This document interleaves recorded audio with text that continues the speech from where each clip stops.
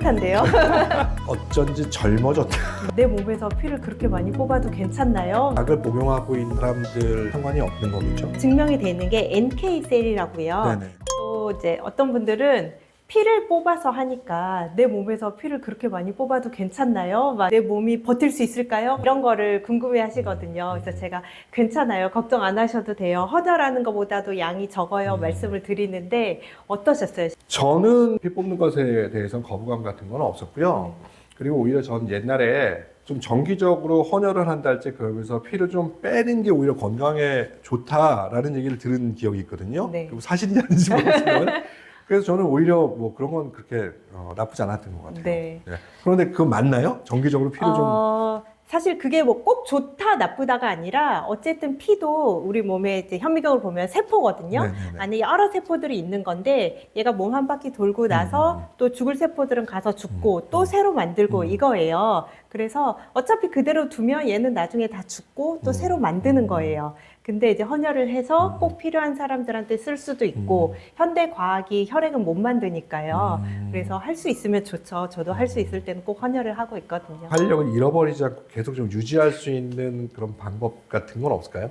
활력이 떨어진다는 게 결국 노화거든요. 그래서 어떻게 하면 노화를 천천히 할 수 있는지 아까 말씀해 주셨던 웰빙이 아니라 웰 에이징, 웰 다잉 쪽으로 이제 가는 건데 그러려면 너무 과한 걸 안 하시는 게 좋아요. 너무 많이 드신다거나 너무 과한 운동을 한다거나 뭐 음주, 흡연 당연히 안 되겠죠.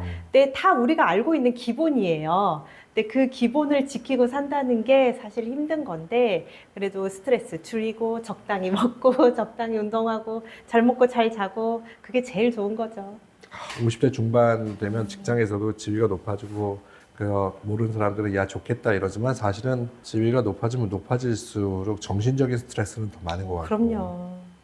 은퇴를 대략 한 5년에서 10년 정도 앞두고 좀 책임 있는 자리에 있는 사람들이 갖게 되는 정신적 스트레스 이런 것들은 굉장히 심할 것 같거든요. 그래서 네. 아마 그게 노화의 가장 큰 원인이 아닐까. 네, 맞아요. 노화뿐 아니라 또 암에도 정신적 스트레스가 굉장히 크거든요. 정말 스트레스 안 받고 살아야 되는데 그게 또 어렵죠. 네. 뭐 제 주변에 보면 거의 혈압약이나 뭐 고지혈증 약 정도는 거의 10명에 한 8명, 9명 먹고 있는 것 같거든요. 네.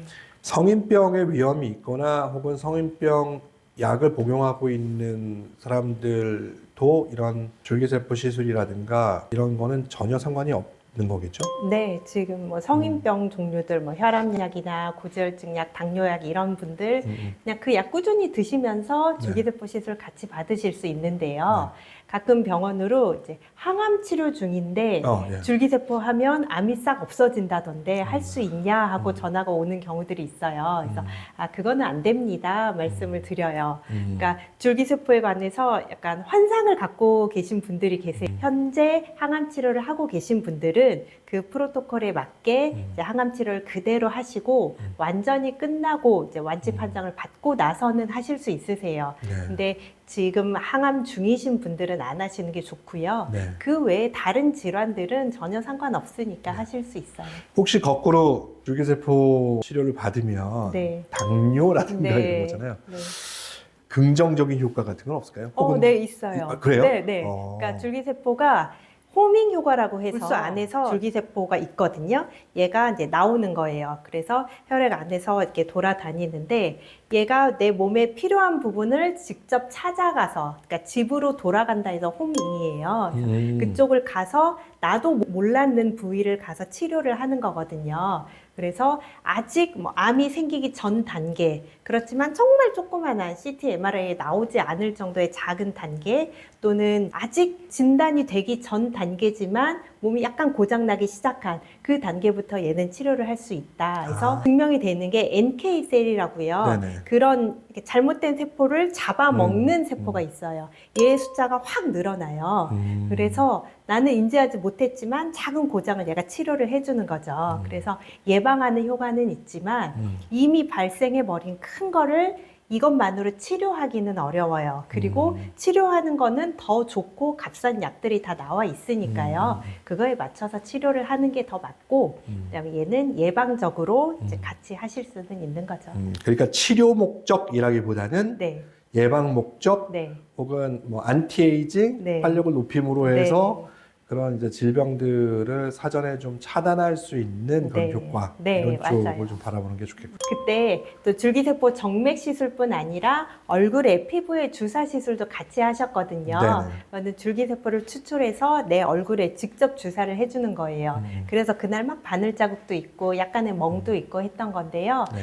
그거는 피부 자체의 재생을 이제 해주는 거예요. 그래서 직접 줄기세포가 들어가서 콜라겐을 막 재생시키니까 피부가 훨씬 좋아지겠죠. 모공도 좋아지고 탄력도 좋아지고 전반적으로 좋아지는 건데 그거는 즉각적인 효과도 있고 계속 맞으면 점점 더 좋아져요. 그래서 그거는 3개월에서 6개월 후에 또 하고 싶다 하시면 또 하실 수 있으세요. 제가 주변에 요새 제일 많이 듣는 얘기가 어쩐지 젊어졌다. 굉장히 오랫동안 네, 그 사업을 같이 했던 사업 파트너가 네, 이제 호텔 로비에서 만나기로 했는데 네.